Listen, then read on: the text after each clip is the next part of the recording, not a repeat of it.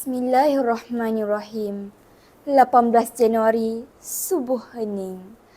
Tak kala berkumandang azan subuh, tangisan pertamaku memecah keheningan. Dengan keringat bercucuran di dahi bonda, lafaz iqamat terdengar di telinga. Inilah aku, 17 tahun sudah berlalu. Nur Intisar Halidah binti Kasmadi. Nama indah pemberian ayah dan bonda. Assalamualaikum warahmatullahi wabarakatuh. Salam sejahtera, salam nadi ilmu, amalan membaca. Hai semua, salam perkenalan. Saya Nur Intisar Halidah binti Kasmadi, tepat pada tarikh 18 Januari 2023, menjangka usia 17 tahun. Merupakan pelajar tingkatan 4 dari Sekolah Menengah Kebangsaan Agama Bandar Penawar, Kota Tinggi Johor. Belajar dalam aliran sains tetapi sangat minati karya-karya sastra, terutama puisi, cerpen dan novel. Bercita-cita mencuburi bidang perubatan sebagai doktor pakar kanak-kanak. InsyaAllah dengan izinnya suatu hari nanti. Dalam bidang kepimpinan, saya merupakan pengawas sekolah dan menjawat jawatan sebagai setiausaha dalam unit pengawas.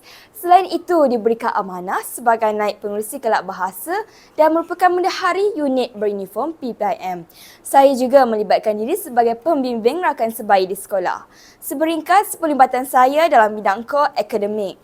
Bermula pada tahun 2021, saya mula menjinakkan diri mengarang cerpen melalui pertandingan cerpen berkaitan pandemik yang melanda negara akibat penularan COVID-19 secara atas talian anjuran Perpustakaan Negeri Perlis.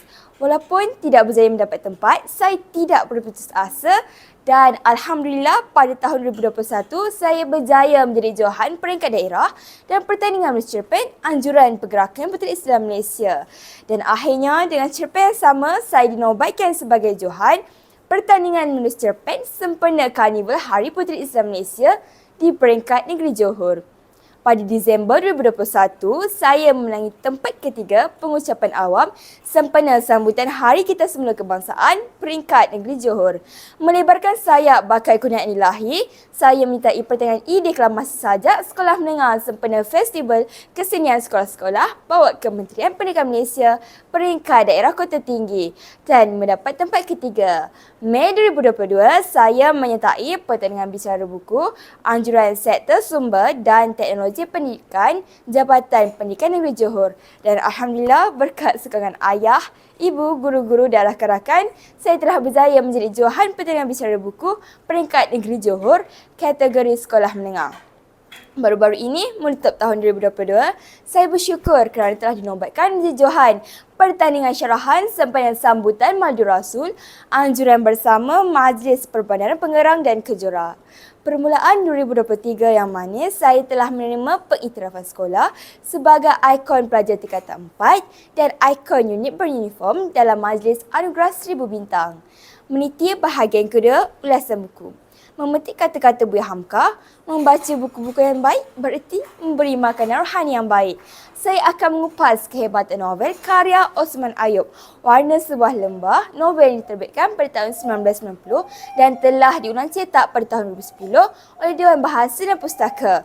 Novel yang menggarap permasalahan masyarakat setinggan melalui pengalaman penulis sendiri ini digambarkan dengan begitu hidup, jujur dan putus terang melalui watak Ramlan, Zahara, Long Lamek, Semantik Si, Ibrahim Kedai dan ramai lagi watak sampingan yang menghidupkan kisah masyarakat ini.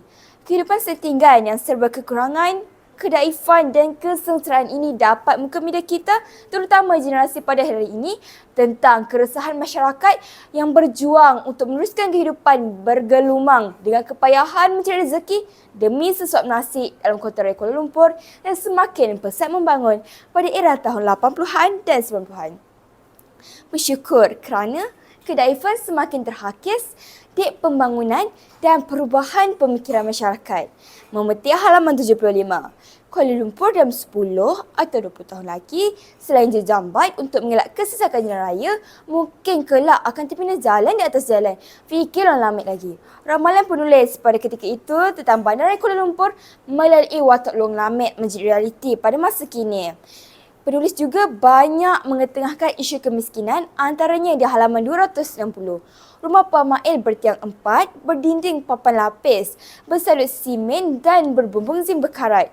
Kedudukan antara rumah tidak teratur, bentuknya pelbagai rupa dan tidak enak mata memandang. Peranan alam memainkan peranan besar dalam penceritaan novel ini. Latar tempatnya merupakan perkampungan setinggan di Kampung Simpang Batu yang penulis namakan Kampung Lembah sering dilanda banjir kerana kedudukannya berhampiran dengan sungai. Keadaan banjir yang menyukarkan kehidupan masyarakat yang serba daif ini mempelopori sebahagian besar penceritaan dalam novel ini. Banyak lagi isu menarik yang diketengahkan oleh penulis dalam novel ini.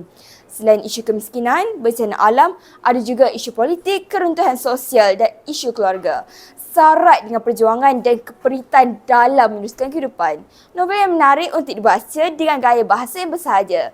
Seperti kata bijak pandai, hidup adalah sebuah buku dan buku itu adalah rentetan peristiwa hidup. Menyusur ke bahagian ketiga. Perbincangan mengenai topik pertama, kemerosotan kualiti alam sekitar berlaku disebabkan sikap manusia yang tidak memiliki nilai murni dan tanggungjawab terhadap pemeliharaan alam. Saya bersetuju keadaan ini memberi kesan kepada keseimbangan ekologi dunia. Menurut Profesor Dr. Muhammad Ikhwan Haji Doriman, sebanyak 25 batang sungai di Malaysia telah dilaporkan tercemar dan Johor mencatatkan kadar pencemaran air sungai yang paling tinggi. Keadaan ini amat membimbangkan jika langkah pemeliharaan tidak dilakukan dengan segera kerana sungai merupakan ekosistem yang penting kepada kita.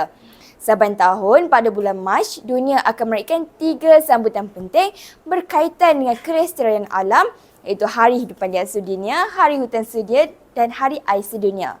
Sambutan ini diraihkan bagi meningkatkan kesedaran dalam kalangan masyarakat dunia tentang kepentingan memelihara dan menjaga simbiosis komponen-komponen berkenaan yang saling berkait. Memetik rencana tulisan Puan Romzatul Azila binti Mat Yamin dari Institut Kefahaman Islam Malaysia pada 19 Mac 2021 dalam Usaha Malaysia. Beliau mengatakan segala aktiviti manusia seperti degradasi hutan, perubahan guna tanah, pencemaran sumber air dan perdagangan haram hidupan liar akan menyumbang kepada kepupusan flora dan fauna, meningkatkan konflik dan seterusnya memberi kesan besar ke atas keseimbangan alam dan ekosistem. Menyedari pentingnya kesedaran masyarakat terhadap pemeliharaan alam sekitar, Akta Kualiti Alam Sekeliling 1974 telah digubal bagi mencegah, menghapus, mengawal pencemaran dan membaiki alam sekeliling dan bagi masa-masa yang berkenaan dengannya. Menurut Abu Bakar Yang 2005, pendidikan alam sekitar dalam perspektif Islam menghuraikan bahawa Allah menjadikan alam ini untuk manusia bersyukur dan berkongsi kehidupan dengan makhluk lain. Aktiviti menjaga alam sekitar ini salah satu ibadah kepada Allah. Manusia sebagai khalifah yang diamanahkan untuk menjaga kelestarian alam ini. Sesungguhnya, ingatlah tiada satu agama pun di dunia ini yang menyokong aktiviti yang menyumbang kepada kemusnahan alam. Rata-rata membawa peringatan tentang pentingnya sikap tanggungjawab menjaga dan memelihara alam. Kerana kesan besar akan memudaratkan manusia pada akhirnya seperti mana disebutkan dalam surah Al-Syu'ara ayat 183 yang bermaksud, dan janganlah kamu mengurangi hak-hak orang ramai dan janganlah kamu bermaharajalela melakukan kerosakan di bumi. Kesimpulannya, isu pemanasan global 2010, tragedi Sungai Kim pada tahun 2019, banjir besar yang melanda negeri Kelantan dan tanah runtuh yang mengayat hati di Batang Kali merupakan antara bencana alam yang berlaku akibat kerakusan dan kurangnya kesedaran nilai kemanusiaan terhadap alam sekitar. Ambillah iktibar daripada semua bencana ini. Kalau bukan kita yang memulakan perubahan, siapa lagi? Untuk bicara dengan kata pujangga Albert Einstein, lihatlah jauh ke alam ini, lalu kamu akan memahami segalanya dengan lebih baik. Semoga bermanfaat perkongsian ini untuk semua. Sekian, wassalamualaikum warahmatullahi wabarakatuh.